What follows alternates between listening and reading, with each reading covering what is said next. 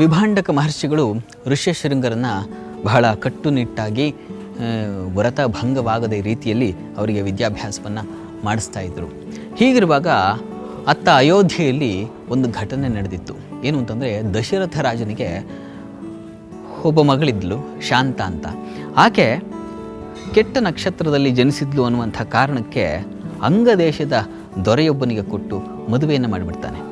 ಆ ಸಂದರ್ಭದಲ್ಲಿ ಅವಳ ನಕ್ಷತ್ರ ಜನನ ಕಾರಣದಿಂದಾಗಿ ಆ ಅಂಗದೇಶದಲ್ಲೆಲ್ಲ ಕ್ಷಾಮ ಬೀರಿಬಿಡುತ್ತೆ. ಆ ಸಂದರ್ಭದಲ್ಲಿ ಪ್ರಜೆಗಳೆಲ್ಲ ಚಿಂತಾಕ್ರಾಂತರಾಗಿರ್ತಾರೆ. ಆಗ ನಾರದರ ಭೇಟಿ ಆ ನಗರಕ್ಕೆ ಆಗುತ್ತೆ. ನಾರದರು ಹೇಳ್ತಾರೆ, ನೋಡಯ್ಯ, ಇದರ ನಿವಾರಣೆ ಆಗಬೇಕಿದ್ರೆ ನೀನು ದಕ್ಷಿಣದಲ್ಲಿ ಋಷ್ಯಶೃಂಗ ಅಂತ ಒಬ್ಬ ಮಹಾಮುನಿ ಇದ್ದಾನೆ, ಆತನನ್ನು ಕರೆತಂದರೆ ನಿನಗೆ ಈ ರಾಜ್ಯಕ್ಕೆ ತಟ್ಟಿರುವಂಥ ಕ್ಷಾಮ ನಿವಾರಣೆಯಾಗುತ್ತೆ ಅನ್ನುವಂಥ ಒಂದು ಉಪಾಯವನ್ನು ಕೊಡ್ತಾರೆ. ಆನಂತರ ಏನಾಯಿತು ಅನ್ನೋದನ್ನು ಪ್ರಕಾರ ಪ್ರದಕ್ಷಿಣೆ ಮಾಡ್ತಾ ನೋಡೋಣ ಬನ್ನಿ.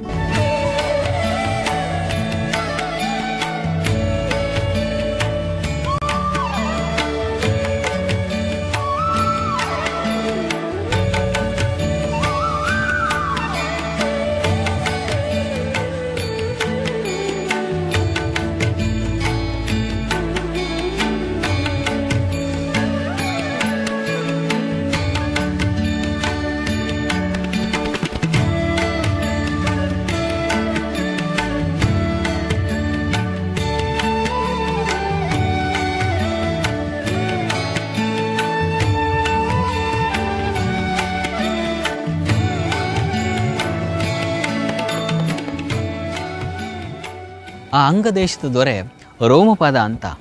ಆ ರೋಮಪಾದ ಈ ದಕ್ಷಿಣ ದೇಶಕ್ಕೆ, ದಕ್ಷಿಣ ಭಾಗಕ್ಕೆ ಒಂದಷ್ಟು ಅಪ್ಸರ ಸ್ತ್ರೀಯರನ್ನು ಕಳಿಸಿಕೊಡ್ತಾನೆ, ಆ ಋಷ್ಯಶೃಂಗರನ್ನು ಮಾರು ಮಾಡಿ ಅವರನ್ನು ಕರ್ಕೊಂಬರಲಿಕ್ಕೆ.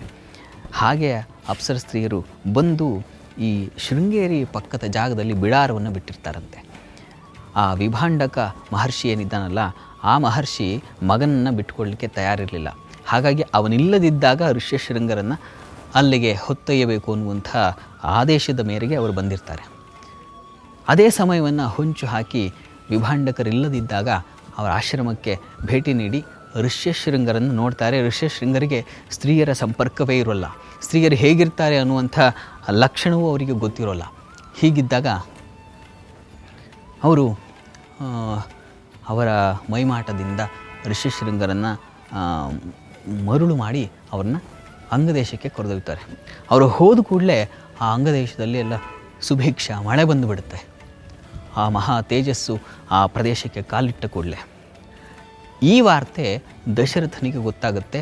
ಒಬ್ಬ ಮಹಾ ಮೇರು ಜ್ಞಾನಿ, ತಪಸ್ವಿ ಈ ಭಾಗಕ್ಕೆ ಬಂದಿದ್ದಾನೆ ಅಂತ.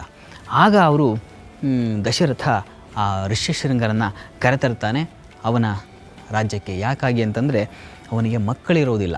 ಹಾಗಾಗಿ ಮಕ್ಕಳಾಗಬೇಕು ಅನ್ನುವಂಥ ಯಜ್ಞವನ್ನು ಮಾಡಿಸಲಿಕ್ಕೆ ಆ ಋಷ್ಯಶೃಂಗರನ್ನು ಕರೆದೊಯ್ತಾನೆ. ಆ ಮಹಾಮುನಿಗಳೇ ದಶರಥನಿಗೆ ಪುತ್ರಕಾಮೇಷ್ಠಿ ಯಾಗವನ್ನು ಮಾಡಿಸ್ತಕ್ಕಂಥದ್ದು. ಅದು ನಮ್ಮ ಕರ್ನಾಟಕದ ಹೆಮ್ಮೆ. ಇಲ್ಲಿಯ ಒಬ್ಬ ಮಹರ್ಷಿ ದಶರಥನಿಗೆ ಯಜ್ಞವನ್ನು ಮಾಡಿಸಿದ್ದು, ಅದರ ಫಲವಾಗಿಯೇ ಶ್ರೀರಾಮಚಂದ್ರರು ಜನಿಸಿದ್ದು. ಅಂಥ ಮಹಾಮುನಿ ಈ ಸನ್ನಿಧಿಗೆ ಬಂದು ತಪಸ್ಸನ್ನು ಆಚರಿಸಿದ್ರು. ನಾವೀಗ ಆ ಸನ್ನಿಧಿಯನ್ನು ನೋಡೋಣ.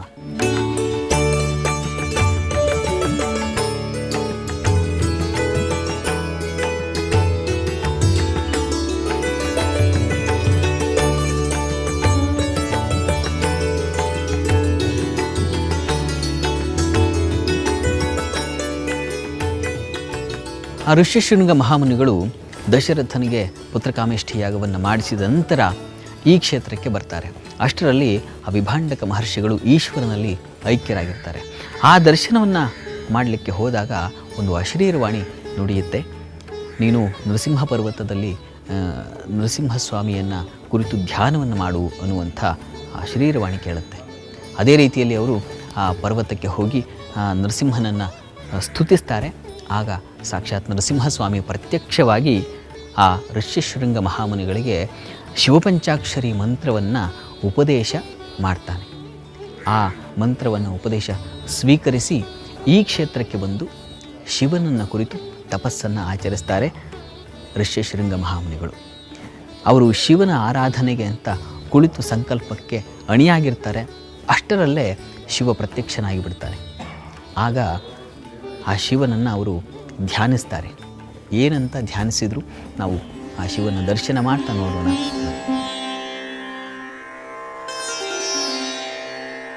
ಕೋಟಿ ಸೂರ್ಯ ಪ್ರತೀಕಾಶಂ ತ್ರಿನೇತ್ರಂ ಚಂದ್ರಭೂಷಣಂ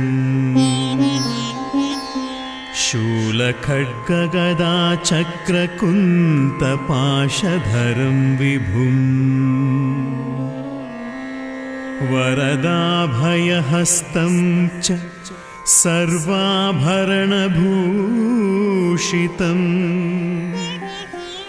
ಏವಂ ಧ್ಯಾತ್ವಾರ್ಚಯೇದ್ದೇವಂ ಶ್ರದ್ಧಾಭಕ್ತಿ ಸಮನ್ವಿತಃ.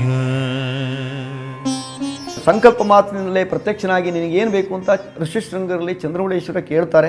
ಸಂಕಲ್ಪ ಮಾತ್ರದಿಂದಲೇ ಪ್ರತ್ಯಕ್ಷನಾದಲ್ಲ ಅಂತ ಹೇಳಿ ಸಂತೋಷ ಹೆಚ್ಚಾಗಿ ಸಂತೋಷ ಅತಿರೇಕದಿಂದ ನಾನು ನಿನ್ನಲ್ಲಿ ಐಕ್ಯವಾಗಬೇಕು ಅನ್ನುವಂಥದ್ದು ಋಷ್ಯಶೃಂಗರು ಕೇಳಬೇಕಾಗಿತ್ತು.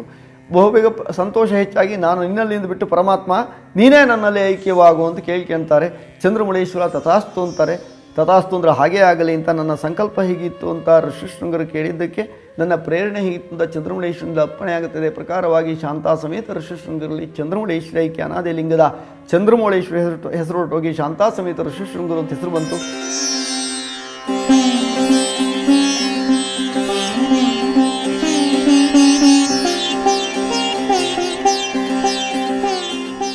ಈ ಜಾಗನ ನಾನು ದರ್ಶನ ಮಾಡಲೇಬೇಕು ಅನ್ನತಕ್ಕಂಥ ಅಭಿಲಾಷೆ ಇತ್ತು.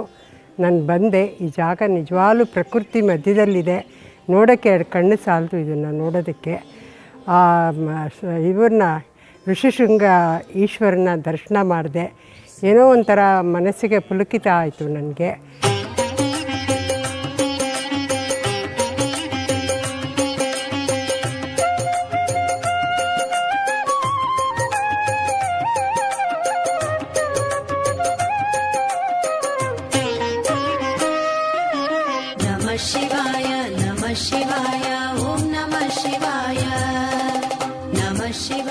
ಒಂದು ಪ್ರಶಾಂತ ವಾತಾವರಣದಲ್ಲಿ ಗಿರಿವನದ ನಡುವೆ ಪರಮೇಶ್ವರ ನೆಲೆಸಿದ್ದಾನೆ. ಈ ಶಾಂತ ವಾತಾವರಣವನ್ನು ಅನುಭವಿಸಲಿಕ್ಕಾಗಿಯೇ ಈ ಸ್ಥಳಕ್ಕೆ ಭಕ್ತರು ಬರ್ತಾರೆ.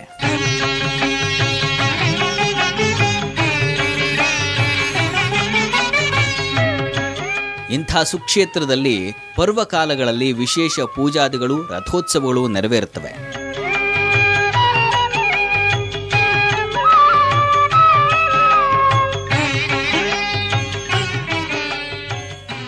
ವೀಕ್ಷಕರೇ, ಕಿಗ್ಗಾ ದೇವಸ್ಥಾನಕ್ಕೆ ಬಂದ ಯಾತ್ರಾರ್ಥಿಗಳು ಇಲ್ಲಿನ ದೇವಸ್ಥಾನ ದರ್ಶನದ ಜೊತೆಗೆ ಸುತ್ತಲ ಪರಿಸರದ ಆಹ್ಲಾದಕರ ವಾತಾವರಣವನ್ನ ಕೂಡ ಆಸ್ವಾದಿಸಬಹುದು. ಈ ದೇವಸ್ಥಾನದಿಂದ 5 ಕಿಲೋಮೀಟರ್ ದೂರದಲ್ಲಿ ಒಂದು ಆಕರ್ಷಕವಾದ ಜಲಪಾತವಿದೆ. ಅದನ್ನ ನೋಡೋಣ ವಿರಾಮದ ನಂತರ.